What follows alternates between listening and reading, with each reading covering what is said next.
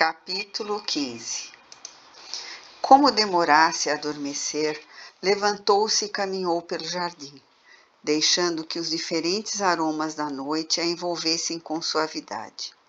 Sentou-se em um banco e ficou observando o céu repleto de estrelas. Pensou em como amava observá-las e refletiu que deveria haver vida em outros planetas. Sim, certamente a Terra era um dos muitos planetas habitados. Respirou fundo, deixando que o perfume das muitas flores entrasse em seus pulmões. E de súbito a imagem de uma cidade diferente de Alexandria apareceu em sua tela mental. Na realidade, era diferente de todas as cidades que ela conhecia. As lembranças de seu planeta de origem afloraram e ela viu com clareza o lugar de onde viera. Ainda que sem a clareza completa, Hipátia pressentia a verdade a seu respeito. E não questionou. Apenas deixou que aquela consciência que emergia de seu inconsciente ficasse presente, sem conflitos. Aplicou os exercícios de respiração e meditação que aprendera em sua passagem pelo Oriente e simplesmente ficou observando tudo o que percebia em si e ao seu redor. Concluiu, por fim, já sentindo o sono chegar de mansinho. Certamente existe uma força que a tudo comanda e controla. Pode haver muitos deuses brigando pelo controle, mas há uma só força que movimenta a vida, que controla o universo, os mundos e tudo o que existe. Foi para a cama e adormeceu. Logo foi recebida no plano espiritual por amigos que a apoiavam.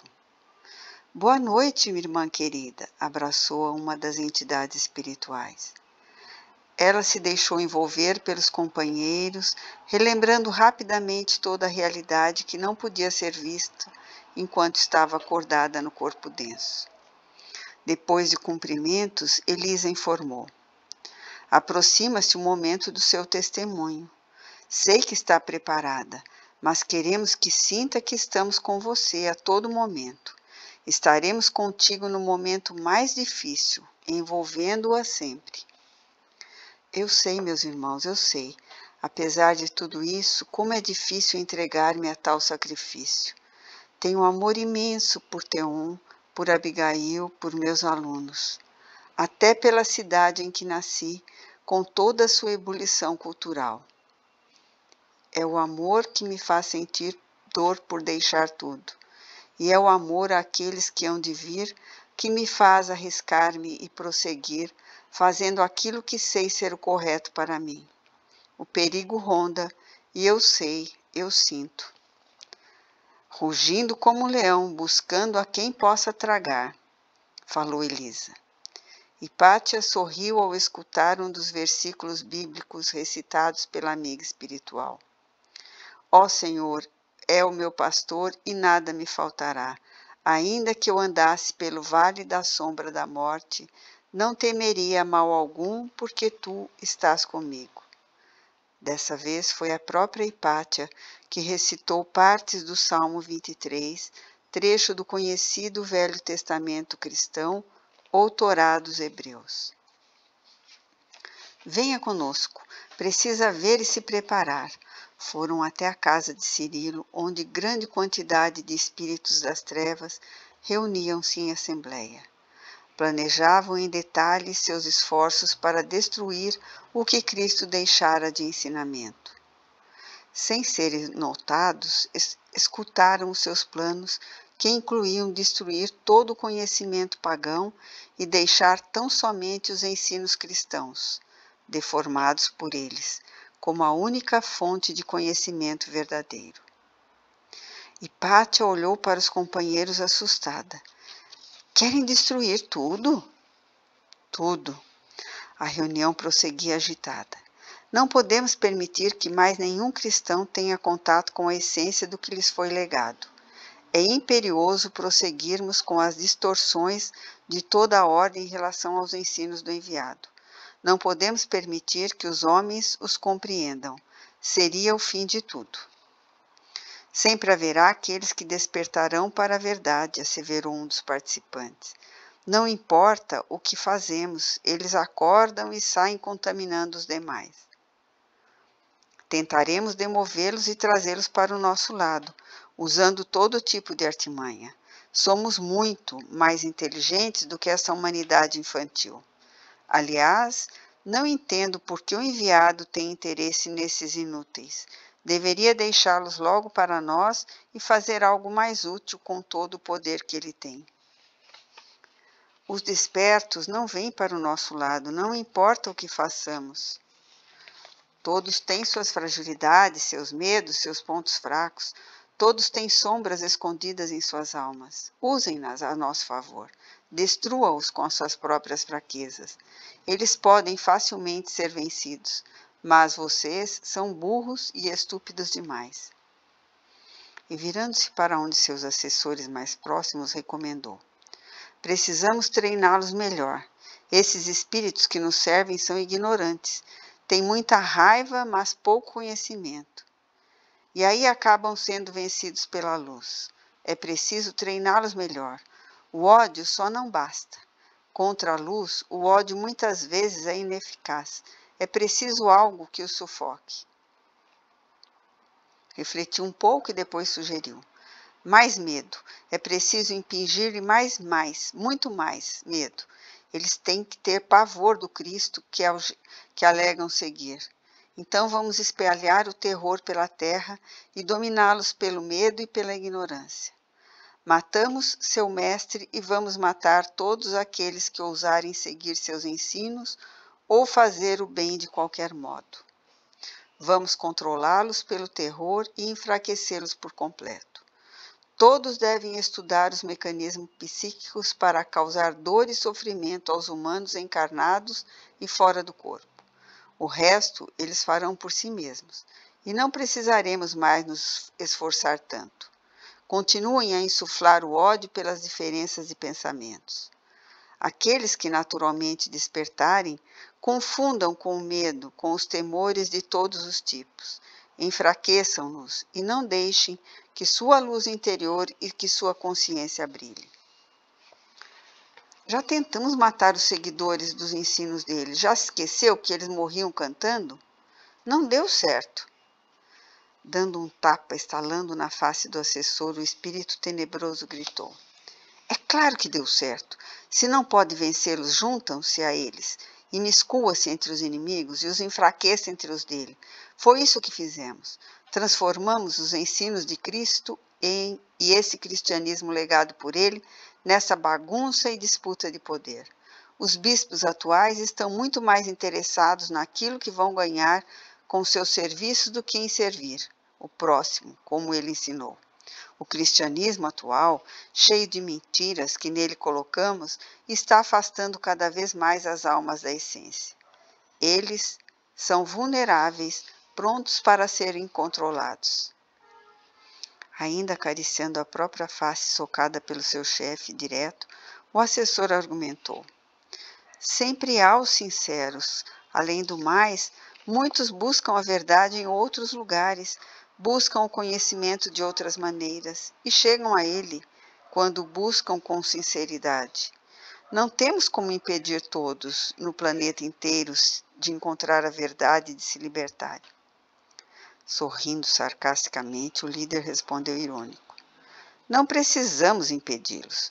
Precisamos aprimorar nosso sistema de controle sobre os humanos. Eles devem ser prisioneiros de si mesmos, de suas próprias crenças. Você sabe bem como funciona o cérebro deles, não sabe? Então, vamos desenvolver sistemas de controle mental sofisticados, como esse que estamos engendrando.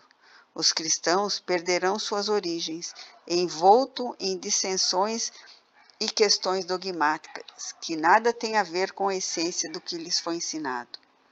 Insuflem as disputas entre eles e as demais religiões. Insuflem disputa de todos os tipos, raças, crenças, casados contra solteiros. Façam com que as diferenças sejam vistas como ameaças. Insuflem o egoísmo e o orgulho entre eles. Mas, de modo sutil, tem de ser de modo sutil, de forma que não percebam que estão sendo controlados. Ao contrário, precisam pensar que estão preservando e cuidando de um patrimônio valoroso. Assim será muito mais fácil de manipulá-los.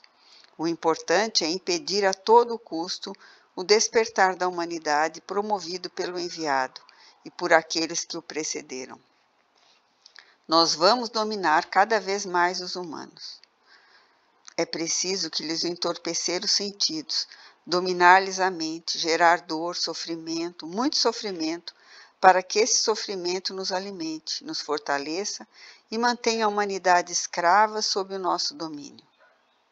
Agora que conseguimos enfraquecer de vez o cristianismo, transformando-o em poder público, os interesses orgulhosos dos homens agirão por si mesmos. Faremos com que a humanidade se afunde em escuridão, jamais vista antes. Essa será a nossa resposta ao enviado por ter se metido em nosso território. Aquele espírito ergueu-se, deu um soco na mesa com toda a sua força e gritou com voz trevosa, fazendo tremer os seus seguidos em todos os cantos da espiritualidade. Os ensinos do enviado não prevalecerão. Destruam a todos. A terra é nossa. Nem em 1 milhão de anos a humanidade deixará de nos obedecer e de nos servir. São nossos. Todas essas almas são nossas servas para todo sempre.